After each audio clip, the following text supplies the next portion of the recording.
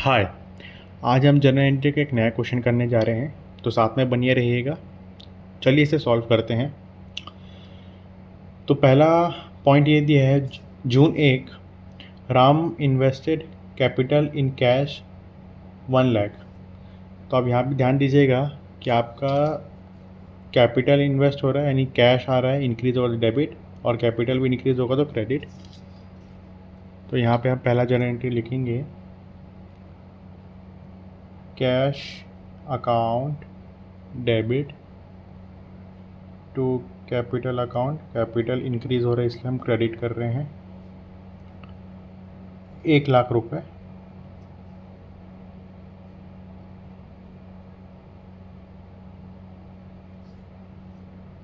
ठीक है, अब आप नरेशन यहाँ पे लिख दीजिएगा कि being started business in cash. ये पहला पॉइंट हो गया। दूसरा पॉइंट बोला है जून 3 परचेज गुड्स फ्रॉम हरीश। हम हरीश से गुड्स को परचेज कर रहे हैं। ठीक है, जून 3 का बात है। अब ध्यान दीजिएगा, हम गुड्स को परचेज कर रहे हैं तो एसिड है, एसिड जब इंक्रीज होता है तो डेबिट होगा, और हरीश हमारा क्रेडिटर हुआ यानी लाइबिलिटी की वैल्यू जब बढ़ती है तो क्रेडिट। तो इसके हिसाब से हरीश हमारा परचेज कर रहे हैं तो एसिड हुआ। So purchase account debit to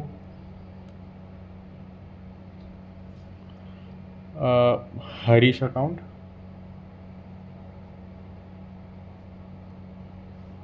amount आपको बोला था 10,000 रुपये।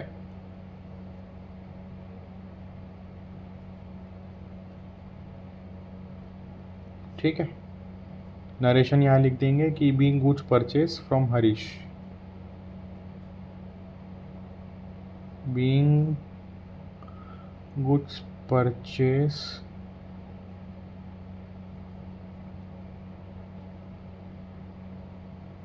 फ्रॉम हरीश।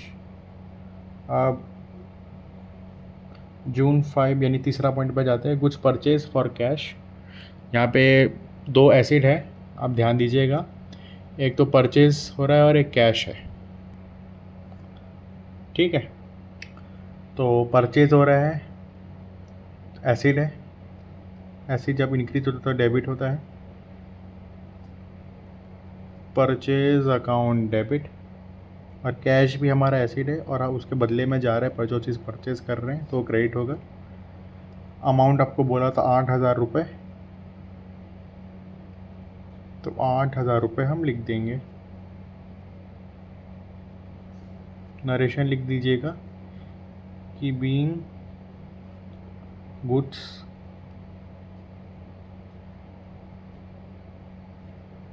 परचेस्ड। ठीक है, अब इसके बाद चौथा पॉइंट बोलता है purchase goods from Mohit for cash. June 8।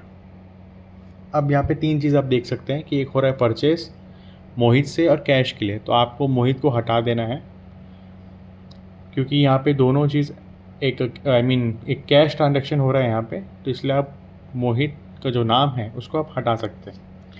तो परचेज कर रहे हैं, same again purchase account debit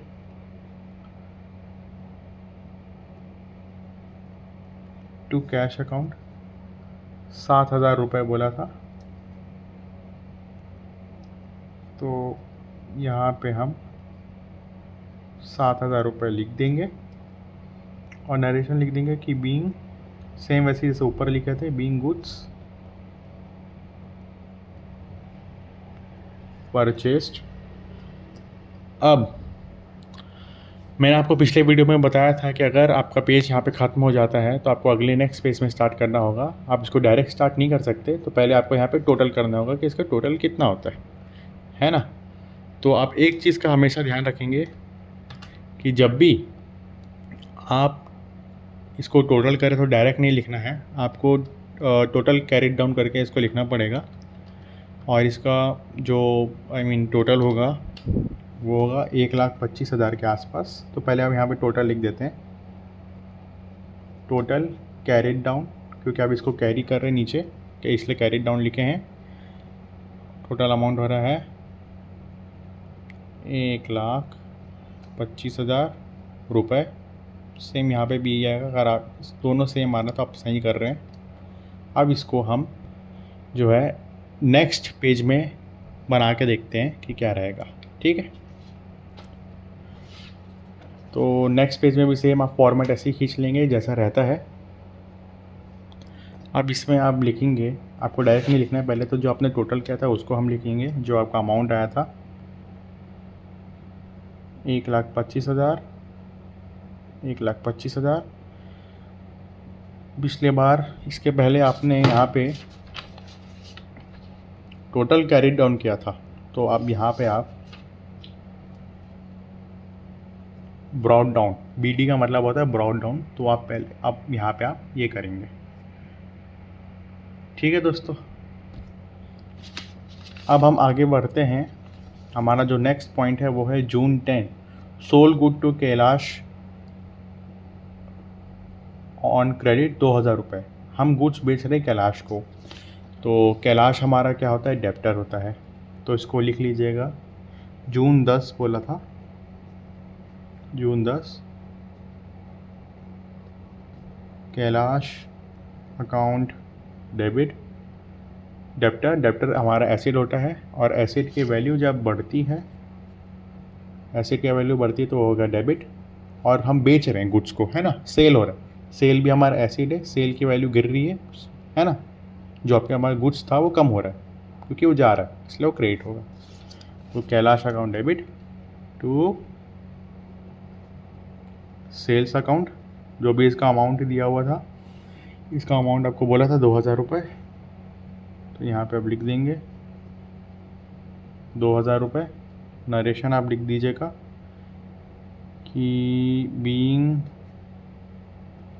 goods sold to Kailash, ये आप सिर्फ बीइंग गुड्स सोल्ड भी लिखते हैं तो चल जाता है, कोई दिक्कत नहीं होता उसमें, है ना। अब आपको बोला है 12th point, goods sold to Nadeem for cash. हम गुड्स को बेच रहे हैं नदीम को फॉर कैश के लिए। अब यहाँ पे आप जैसे देख सकते हैं कैश बोल दिया तो ये कैश ट्रांजैक्शन होगा, तो यहाँ पे जो नाम वाम है वो नहीं आएगा। तो हम गुड्स को बेच रहे हैं यानी पैसा हमारे हाथ में आ रहा है, तो आप यहाँ पे लिख सकते हैं जून 12 जो डेट है इसकी, और हम बेच रहे हैं यानी पैसा हमारे हाथ में आ रहा है, कैश ट्रांजैक्शन है। आप याद रखिएगा कैश ट्रांजैक्शन जब भी रहता है तो यहाँ पे नाम हम किसी का नहीं आएगा, कोई भी इंसान हो।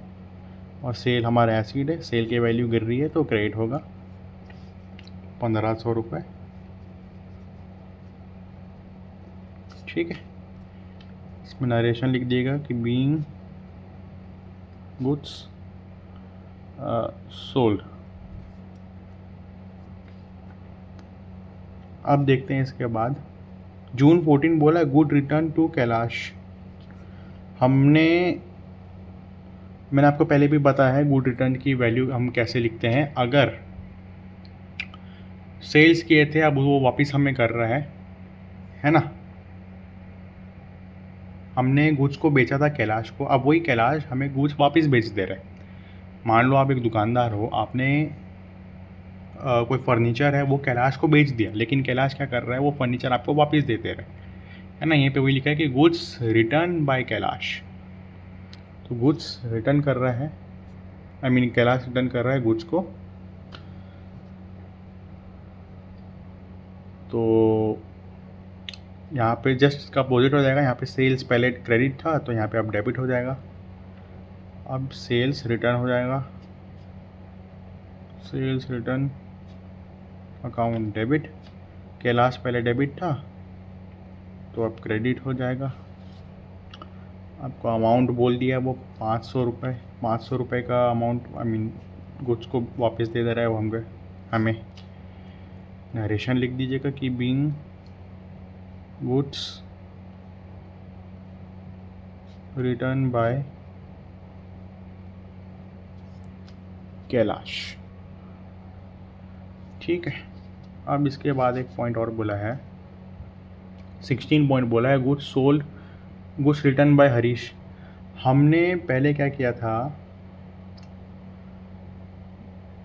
गुड्स को परचेज किया था हरीश से, जो आपको सेकेंड ट्रांजैक्शन याद होगी तो मैं आपको यहाँ दिखा देता हूँ। देखिए, हमने जो गुड्स था वो हमने परचेज़ किया था हरीश से, है ना। परचेज गुड्स फ्रॉम हरीश 10,000 रुपये का, उसका एंट्री आप देख सकते हैं, परचेज अकाउंट डेबिट, तो हरीश अकाउंट। अब ये हरीश क्या कर रहा है, हमें गुड्स वापस दे रहा है। हमने मतलब गुड्स हरीश से लिया था, हम उसे वापस दे रहे हैं हरीश को 360 रुपये का। तो यहाँ पे आप देखना, परचेज अकाउंट को हम डेबिट किए थे और हरीश को क्रेडिट, तो इसका अपोजिट कर देंगे, यानी हरीश को हम डेबिट करेंगे और परचेज को हम क्रेडिट, और जो अमाउंट बोला है वो हम दे देंगे उसको। यानी ये आपका हुआ जून 16। ठीक है, हरीश अकाउंट डेबिट, हरीश को डेबिट इसलिए किया क्योंकि इसके पहले हमने क्रेडिट किया था। अब इसको परचेज रिटर्न को हम क्रेडिट कर देंगे टू परचेज रिटर्न अकाउंट। अब अमाउंट आपको बोला था, कितना बोला था, 360 रुपीज़। तो आप 360 रुपीज़ को यहाँ चिपका देंगे, यानी लिख देंगे कि ये है 360 रुपीज़, और नरेशन लिख देंगे कि being goods return by Harish, आप नॉर्मल भी लिखेंगे तो कोई दिक्कत नहीं है, चलता है। अब जून 18 बोला है, क्या बोला है, मशीनरी परचेज फ्रॉम सोहन। हम सोहन से मशीन परचेज कर रहे हैं, अगेन एसिड है। ठीक है, मशीन परचेज फ्रॉम सोहन बोला है, ये आपका 9th वाला पॉइंट, जून 18। हम मशीन को परचेज़ कर रहे हैं, परचेज़ हो रहा है मशीन। मशीन एक एसिड है, एसिड की वैल्यू जब बढ़ती है तो डेबिट होगा। और किससे परचेज़ कर रहे हैं, सोहन से, तो सोहन हमारा क्रेडिटर हुआ क्योंकि हमें इसे पे करना है, ऐसा। ठीक है, तो लिखते हैं जून 18,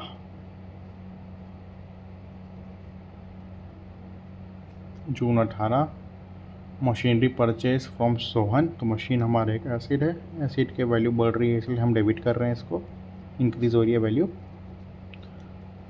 टू सोहन, क्योंकि वो हमारा क्रेडिटर है। क्रेडिटर हमारी लायबिलिटी होती है। ठीक है, आपको मैं बता दूं, क्रेडिटर हमारी जो होती है लायबिलिटी होती है, उधारी है, और वो जब बढ़ती है तो क्रेडिट, इसलिए हम सोहन को क्रेडिट किए।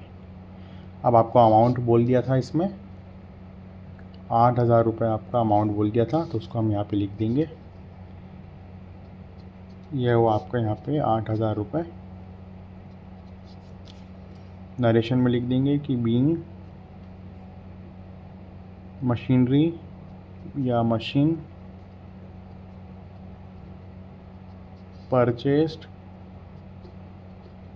फ्रॉम सोहन, या being machine purchase on credit भी आप लिख सकते हैं, आपके ऊपर है, नरेशन आप कुछ भी लिख सकते हैं। अब यहाँ तक तो इजी था, आगे भी इजी है, इसके एक बार हम देख लेते हैं, ज़्यादा पॉइंट नहीं बचा है, 4 पॉइंट बचा है मुश्किल से। तो 18 तक हमने कर लिया। अब 19वां क्या कहते हैं, यानी 10th पॉइंट क्या कहते हैं, जून 19 में, paid to Harish account 5,000 rupees. Harish को हम पे कर रहे हैं, हरीश हमारा क्रेडिटर था अगर आपको याद होगा तो, है ना। तो हरीश को पे कर रहे हैं, यानी हरीश के पास पैसा आ रहा है। यहाँ पे हम लिख देंगे जून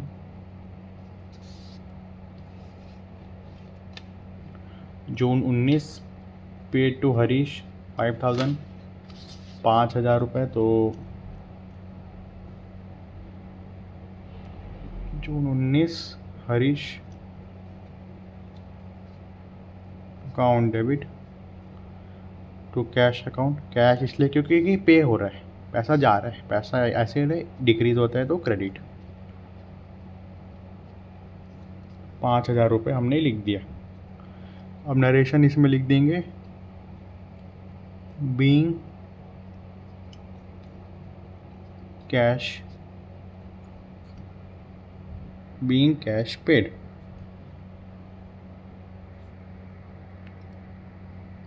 ठीक है, अब ज़्यादा एंट्री नहीं बचा है इसमें, अराउंड 3 एंट्रीज मोर है, तो उसको एक बार हम देख लेते हैं कि क्या एंट्री और क्या नहीं है ना। अब आपको बोला है 19वां पॉइंट हम लिख हो गया है हरीश वाला।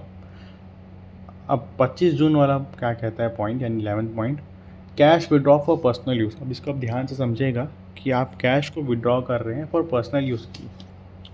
जब भी आपको बोल दे कि कैश विड्रॉ हो रहा है फॉर पर्सनल यूज़, तो आप समझ जाइएगा कि आपका एक ड्राइंग है, और आपका ड्राइंग कैपिटल से आता है।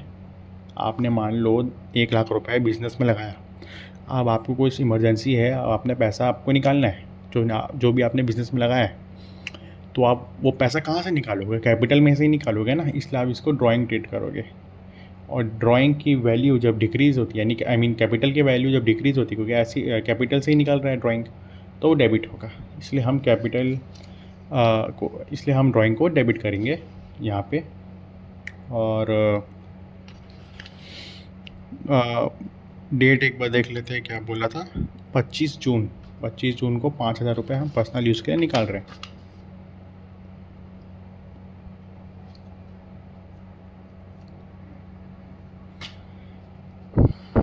तो यहाँ पे लिखेंगे जून 25 ड्राइंग अकाउंट डेबिट, क्योंकि आप यूज़ कर रहे हो कैश को, कैश कम हो रहा है, डिक्रीज़ हो रही है, इसलिए हम क्रेडिट किए हैं इसको, है ना। कैश अकाउंट क्रेडिट, आपको अमाउंट दे दिया गया था 5,000 रुपये बोला था उसमें, तो हम यहाँ पे आपको 5,000 लिख देंगे और नरेशन लिख देंगे कि being cash withdraw.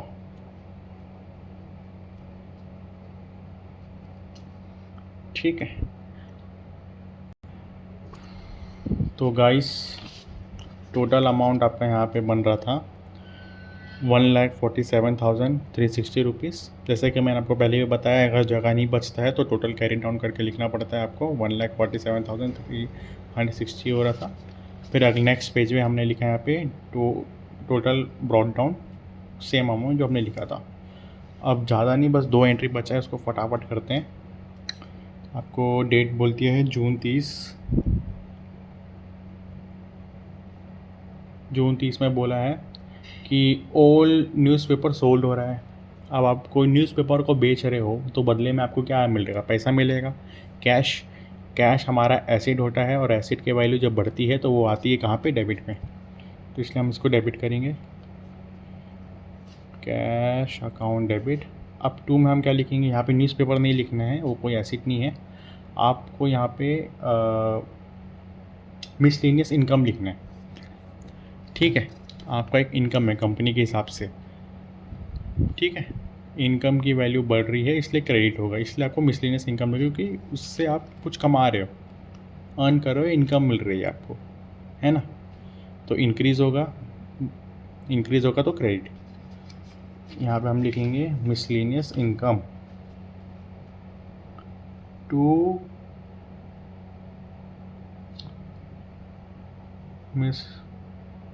Miscellaneous income